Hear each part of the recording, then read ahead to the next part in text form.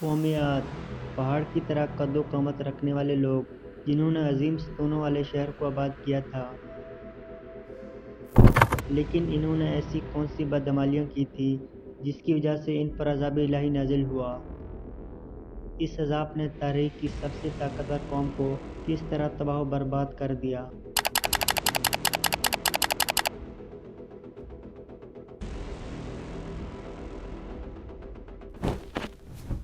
یہ وہ زمانہ تھا جب عظیم طوفان و سیلاب تھم چکا تھا اور نوح علیہ السلام کشتی سے زمین پر اتر آئے تھے۔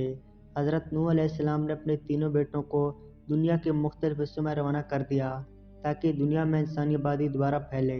حضرت نوح علیہ السلام کے بیٹے سام سرزمین عرب میں آ کر سکونت پذیر ہو گئے، جہاں ان کی نسلوں میں اضافہ ہوا۔ سامی نسل سے ایک طاقتور سردار کی پیدائش ہوئی جس کا نام عاد تھا۔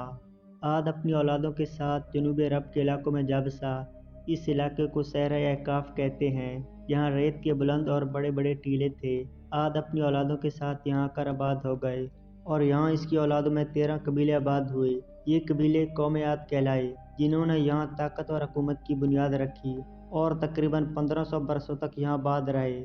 انہوں نے اس بنجر صحرا کو اپنے زور و بازو اور محنت و مشقت سے سرسبز بنا دیا اور یہاں خوبصورت بستیاں بسائی۔ قوم عاد دنیا کے سب سے لمبے اور طاقتور لوگ تھے۔ ان کے طاقت کے متعلق کہا جاتا ہے کہ وہ ایک ہاتھ سے ہی درختوں کو جڑوں سے اکھاڑ دیتے تھے۔ وہ کبھی بوڑھے نہیں ہوتے تھے۔ ان میں سے ایک شخص 1000 سال کی عمر پاتا تھا اور انہیں کبھی کوئی بیماری نہیں ہوتی تھی۔ قوم عاد کا زمانہ 2000 سال قبل از مسیح مانا جاتا ہے۔ انہوں نے احقاف میں پہاڑوں کو کاٹ کر عالیشان محل بنائے تھے اور لمبے لمبے ستونوں کو تراش کر اپنی بستیوں کو عظمت کا ثبوت دیتے۔ اس لیے ان کو 1000 ستونوں والے شہر کی قوم بھی کہا جاتا ہے، جس کا مرکز حضر موت کا علاقہ تھا۔ قوم عاد کھجور کے باغات کے مالک تھے اور کھیتی باڑی کرنے والے تھے، اور انہوں نے چٹانیں کاٹ کر بڑی بڑی نہریں جاری کی تھی۔ اس قوم کو اگر اس ٹائم کا سپر پاور کہا جائے تو یہ غلط نہ ہوگا۔ قرطبی کی روایت کے مطابق حضرت ابن عباس کا بیان ہے کہ قوم عاد کے لمبے قد والا آدمی 500 ذراع کا ہوتا تھا اور ان میں سے سب سے چھوٹے قد کا آدمی 300 ذراع کا ہوتا تھا۔ ان تمام نعمتوں اور رحمتوں کے باوجود قوم عاد اللہ کے نافرمان ثابت ہوئے اور دنیا کی مال و دولت اور طاقت و قوت نے انہیں سرکش بنا دیا۔ لہٰذا طوفان نوح کے بعد قوم عاد ہی وہ قوم تھی جو سب سے پہلے کفر و شرک میں مبتلا ہو کر بتوں کے پجاری بن گئے۔ ان کے 3 مخصوص بت تھے جن کے نام حمود، حب اور صمد تھے، جن کی وہ پوجا کیا کرتے اور ان سے مرادیں مانگتے۔ شرک کے ساتھ یہ لوگ بہت جلد جہالت، بے حیائی، زنا اور فساد میں پڑ گئے اور انہوں نے بدعمالیوں کی تمام حدوں کو پار کر دیا۔ لہٰذا اللہ نے قوم عاد میں سے ہی ایک نیک اور صالح بندے جن کا نام ہود علیہ السلام تھا، انہیں نبوت عطا کی تاکہ اس بھٹکی ہوئی قوم کی اصلاح کی جا سکے۔ ہود علیہ السلام نے اہل عاد کو اللہ کی عبادت کی دعوت دی اور انہیں شرک سے توبہ کرنے کی تلقین کی۔ حضرت ہود علیہ السلام مسلسل 50 سالوں تک اپنی قوم کو واعظ و نصیحت کرتے رہے۔ قوم عاد کے 2 قبائل جن کا نام کلمان اور خلجان تھا اور ان کے پاس قوم کی سرداری تھی، انہوں نے حضرت ہود علیہ السلام کی مخالفت کی اور آپ کو سب سے زیادہ تکلیف پہنچائی، لیکن آخرکار قبیلہ خلجان آپ پر ایمان لے آئی، جبکہ باقی 12 قبیلوں نے حضرت ہود علیہ السلام کا انکار کیا۔ انہوں نے حضرت ہود علیہ السلام سے کہا کہ ہم اپنے باپ دادا کا چلن ہرگز نہیں چھوڑیں گے۔ وہ کبر و غرور میں ڈوب گئے اور اللہ کو للکارا اور کہا کہ اگر ہم سے کوئی طاقتور ہے تو وہ آئے اور ہمارا مقابلہ کرے۔ لہٰذا اب قوم عاد پر عذاب کا فیصلہ قریب تھا۔ کئی دنوں تک احقاف میں بارش نہیں ہوئی، چشمے اور نہریں خشک ہو گئی اور ہر طرف سوکھا پڑنے لگا۔ کھیت کھلیان برباد ہو گئے، زمین بنجر ہو گئی، عاد کے لوگوں کے باغات سوکھ گئے، مویشی مرنے لگے، یہاں تک کہ لوگ پانی کے لیے ترسنے لگے۔ جب کھانے کے لیے کچھ نہ بچا تو یہ لوگ کتے، بلیاں، چوہے اور مردار جانوروں کو کھانے لگے۔ لہٰذا ایک سیاہ بادل احقاف کے علاقے کی طرف بڑھا۔ ہود علیہ السلام نے جب یہ منظر دیکھا تو سمجھ گئے کہ اللہ کا وعدہ اب قریب ہے۔ ہود علیہ السلام اپنے ماننے والوں کو ساتھ لے کر خاطرہ نامی بستی کی طرف چل پڑے۔ جیسے ہی حضرت ہود علیہ السلام نے احقاف سے ہجرت فرمائی، عذاب کی ابتدا ہو گئی۔ کالے بادل مزید سیاہ ہو گئے اور طوفان برپا ہو گیا۔ ایک تیز آندھی چلی جس نے سب کے دل دہلا دیے۔ اس سخت آندھی میں ہر چیز زمین بوس ہونے لگی۔ ہوا کی جھونکوں سے قوم عاد کے عظیم ستون گرنے لگے اور ان کے بڑے بڑے محلات اڑا کر رکھ دیے گئے۔ 60 گز کے افراد ہوا میں تنکے کی طرح اڑا دیے گئے اور ہوا ان کو اس زور سے زمین پر ٹکراتی تھی کہ ان کے بیجے نکل کر منہ پہ لٹک جاتے تھے۔ آندھی کا یہ عذاب اتنا سخت تھا کہ ہوا آگ کے بگولوں کی طرح گھروں میں گھس گئی اور ان کو اٹھا کر باہر پھینک دیتی۔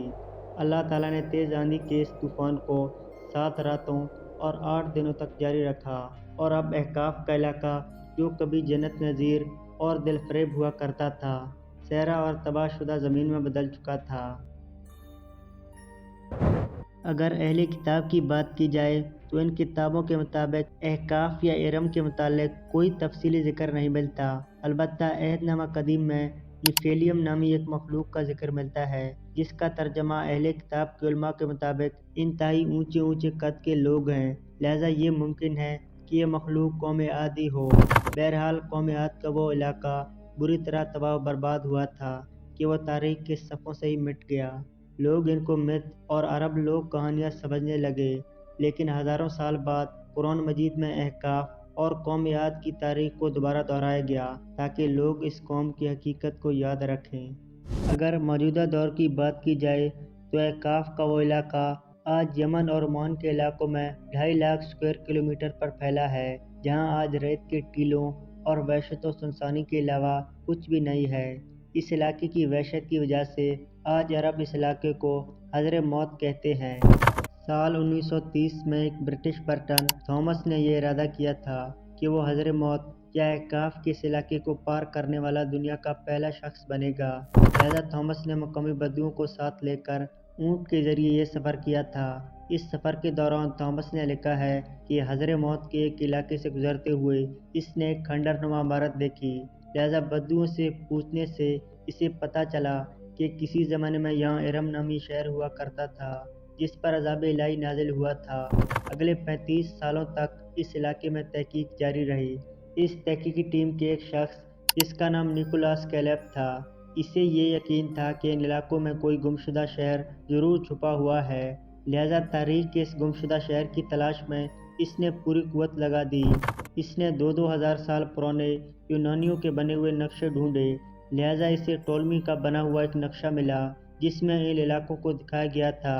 اب کلیب کو یہ یقین تھا کہ وہ اپنی تحقیق صحیح مقام پر کر رہا ہے۔ اپنی کوششوں اور سرکاری عہدے داروں سے منت و سماجت کے بعد آخرکار کلیب کو سیٹلائٹ کی تصویر دے دی گئی جس میں حضر موت کے اس علاقے کے نیچے دبے 2,000 سال پرانے پلرز، ٹاورز، راستے اور ستون کے آثار ملے، جس سے یہ اندازہ لگایا جا سکتا ہے کہ ان علاقوں میں ضرور کوئی سویلائزیشن آباد ہوا کرتی تھی۔